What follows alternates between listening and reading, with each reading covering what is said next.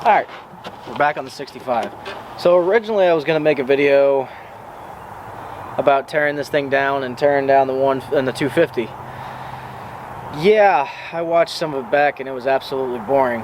So I figured I would quickly talk about a few things and then go over what the bad areas of this car is and the good parts of this one. So we'll call this part one of the budget-friendly hot rod, cruiser, four-door, whatever you want to call it. So, let me see here. That's how you tell I'm fat, is that much, because the suspension's actually good on this car. That's one good thing. So the premise behind this whole idea is that you can still use four doors. You could still use two doors, anything classic, you know, even if it's an 80s car, 70s, 80s, 90s, whatever classic you want to use or vehicle, really. This is just kind of a premise that you can live by and look at to build your next one or to help a buddy build one. So this is a 6-cylinder car. Could have ran with it, could have used it for a cruiser, whatever. I wanted a V8. I wanted either a 302 or a 351. The 351 landed in my lap because I found the donor truck right next to us, off camera, can't see.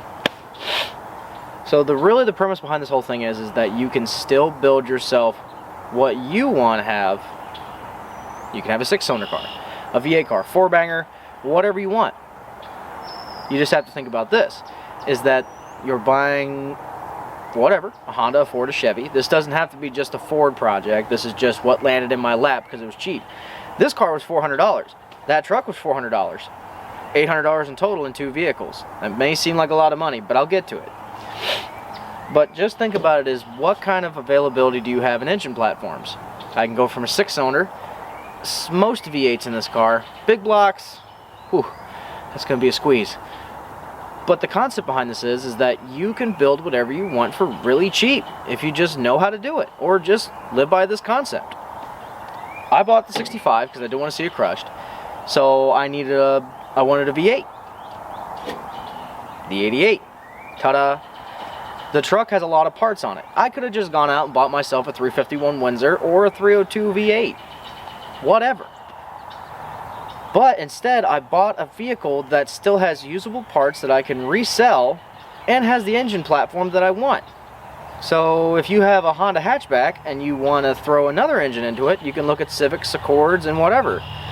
Ford Fairlanes, any vehicle with a V8, really. I don't think there's any weird ones. Small block Chevy, that goes in anything. It's just look at the vehicle that you're doing and see what other things have common parts. This thing is going to be getting a late 70s FMX automatic transmission because I got it for free. And a 351 out of this truck, which we'll say it cost me $150 to $200. We'll cut it in half. How about that? $200 for the engine. But I still have parts to sell. I have an interior I can sell, fenders, hood, all this stuff. So really, if you look at the premise of this project, is that if you buy a vehicle, look for something with similar parts, and then resell the parts to put money back in the project. Granted, don't go out and buy a $1,000 vehicle that you're only going to be able to get $400 out of. That's just it's not how it works. Find something that is a cheap platform that has your engine or transmission or whatever component you need, and then sell the rest what you don't want, or keep it for a later project. Don't keep it. Don't be like me. I'm a pack rat. So that's the ideals behind this, is that you can still build a budget hot rod by buying unwanted cars, or buying the car you want and using an unwanted vehicle. So we'll go around this vehicle real quick to show you the about it and the good things about it. So let me just grab you right here, because you know what, screw editing. Come here, you. Alright, so bad in my mind. 6-cylinder, even though it spins over, I can resell that. I can also resell the transmission. Doesn't really work for the engine. The motor mounts do not work for this. That's for 6-cylinder only, but I've already acquired a set, which I traded 2 axles for, which I paid $50 for both of them, and I got them. So a little bit of spray paint, make them look new. Bad part, no striker. Door, no, stay shut. Floor pans, garbage. Interior, decent. So really it's a cost and effect thing. Like, Unfortunately, someone decided to molest the shit out of that. Damn. But I still got the defroster. That's good. Still got that. And all the Marlboro cigarette ash butts I want. Just gonna put that there. You know what? Bright side. Gauge cluster. Perfect. Or switches. So I got no ignition switch. So yeah. So hole in the floor. Not good. Manual steering. That's what I like about this, is that it's just really easy steering even with manual. Glove box. Needs a little lube, but still good. All around, this car, you know, I did a lot of it in the other video when I first found this car, but for the price range and everything, hood, decent condition. Little crunkle over here that I gotta fix, but I'm gonna reinforce that so it doesn't bend. And here's the thing, is that even though this car is a 4-door, you can still sell tail lights, bumpers, trunk lids, fuel doors, handles, glass, front fenders, front wheel assembly, front, you know, cradle, everything. You got a lot of parts that you can resell. So even though it's a 4-door, ooh, bad, you still have a lot of potential here. And I still think in the 60s they carried their lines really well. So, yeah, it's a great start.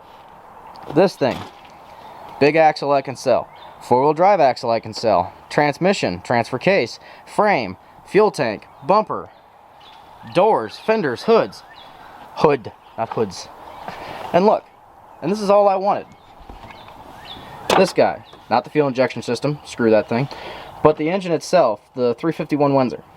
So all in all, it's a win-win. How much am I going to have in this? 2 goals. The goals are less than $1,500, which is obtainable. Can't, hold on. Oh, I know I'm scary. There we go. $1,500 or less. And, let's say 13-second quarter mile. That's the end goal. 13 seconds in that 4-door. And all I'm using is that conventional V8, which probably has, it's been in Ohio, so probably had 275 factory. Probably has 100 now, so we'll see. And if it is a 13-second, you know, or a 14, we can go faster and faster and faster. So that's it for this episode. Please like, subscribe, comment. I hate saying it. I really do. I don't like saying it, but, you know, the channel does need help and it needs your support. So, thanks for watching. And the 318's coming back. That's a last final thing. The 318 will be back soon.